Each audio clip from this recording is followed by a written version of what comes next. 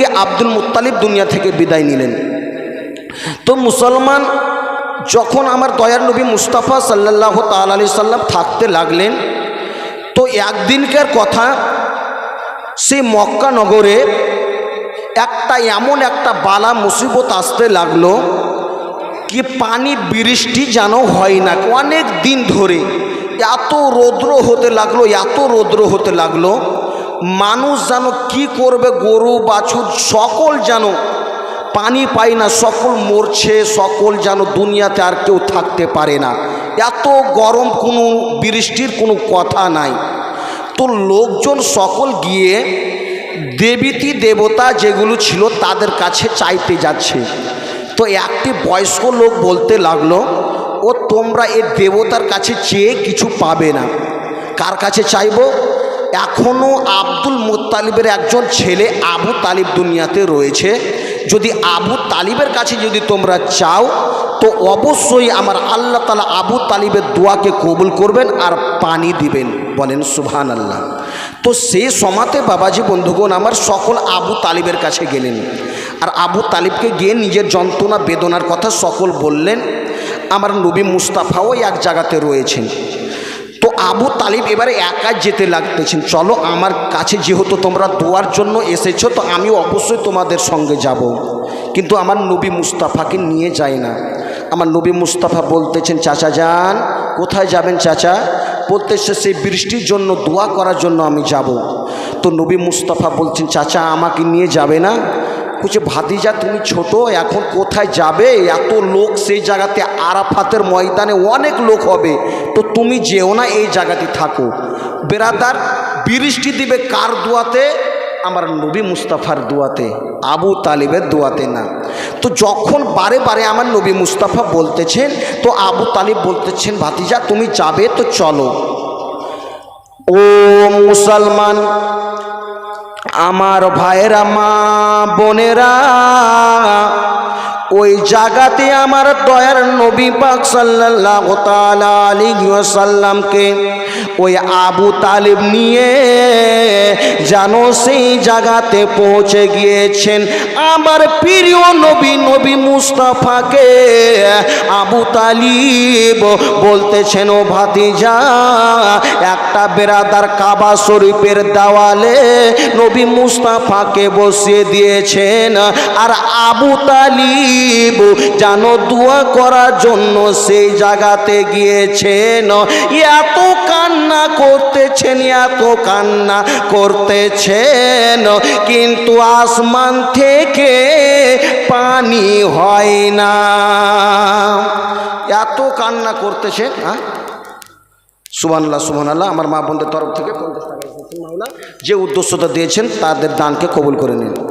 তো বেরাদার, ওই দিকে আবু তালিবের চোখের পানি থামে না, আর এই দিকে যেন আসমান থেকে পানি পড়ে না। আবু তালিব কান্না করতেছেন, অনেক লোক, হাজার হাজার লোক পানির জন্য সকল দোয়া করতেছেন, আর আমার দয়ার নবী মুস্তাফা এক জায়গাতে কাবা শরীফের দেওয়ালে যেন পিঠ লাগিয়ে আরাম করতেছেন আর দেখতেছেন।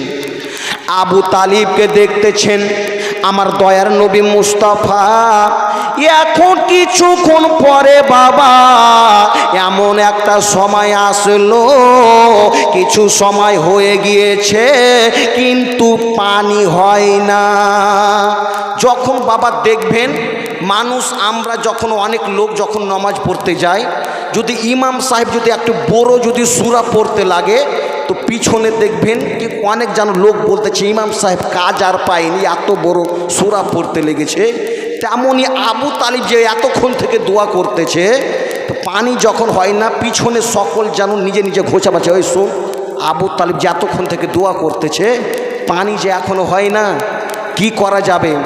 আমার দয়ার নবী মুস্তাফা দেখতেছেন আমার চাচা যে কান্না করতেছে, এইদিকে আসমান থেকে পানি পড়ে না, আর আমার চাচার চোখের পানি জানো ঝরতে বন্ধ হয় না। আমার নবী মুস্তাফা ভাবলেন, না না না, আমার চাচা যদি সম্মান যদি এখানে ডাউন হয়ে যায়, আমার বংশর যেন সম্মানটা ডাউন হবে। না না না, জানো হতে দেব না।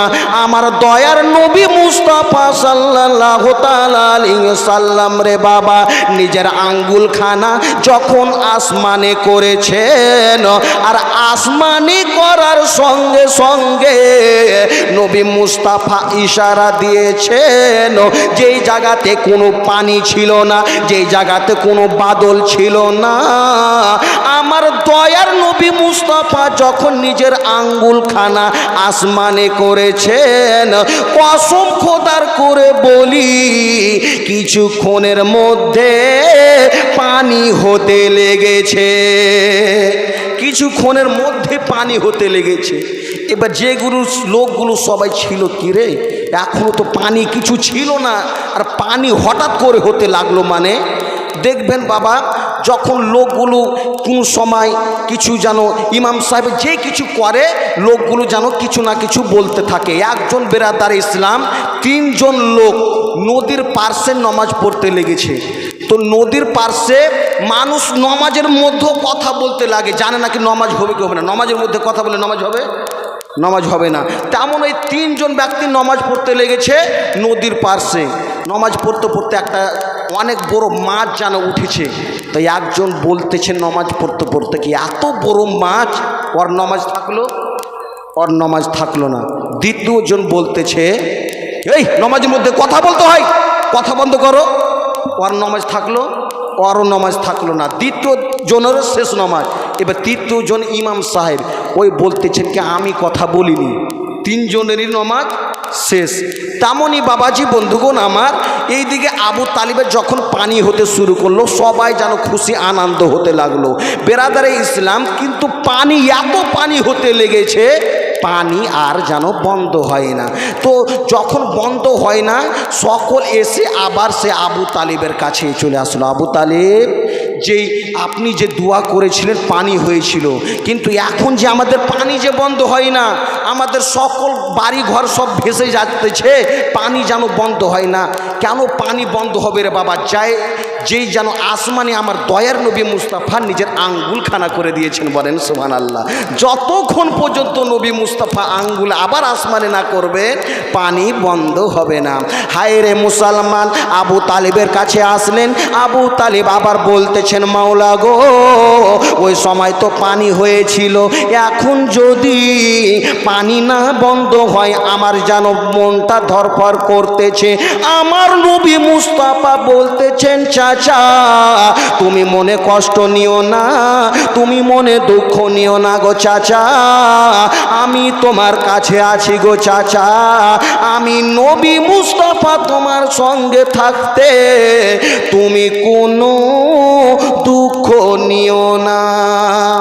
আমার দয়ার নবী মুস্তাফা আবার নিজের শাহাদাত আঙ্গুলখানা আবার আসমানের দিকে করলেন, আর বললেন, ও পানি বাদল, তুমি যে আল্লাহ তাআলার হুকুমে আমার আঙ্গুলের ইশারাতে যে তুমি পানি বর্ষাতে শুরু করেছিলে, আমার হুকুমে আবার তুমি পানি যেন বন্ধ হয়ে যাও। বেরাদারে ইসলাম, কসম খোদার করে বলি, যখন আমার দয়ার নবী মুস্তাফা এ কথা বলেছেন, সঙ্গে সঙ্গে যেন পানি বন্ধ হয়ে গিয়েছেন, বলেন সুবহানাল্লাহ। বেরাদারে ইসলাম, মুআজ্জাজ সামনে কেরাম, তো সেই জায়গাতে আমার দয়ার নবী মুস্তাফার আবু তালিবের আরও যেন সম্মানটা বেড়ে গেল।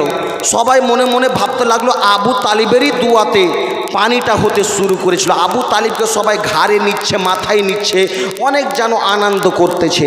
বাবা আমার দয়ার নবী মুস্তাফা এ করতে করতে বাবা যখন আমার দয়ার নবী মুস্তাফা আবু তালিবের কাছে থাকতে লেগেছেন, আছেন বেরাদার, কিছুদিন যাওয়ার পরে একটা বেরাদারে ইসলাম মুআজ্জাজ সামনে কেরাম, আমার দয়ার নবী মুস্তাফা যখন আবু তালিবের কাছে ছিল,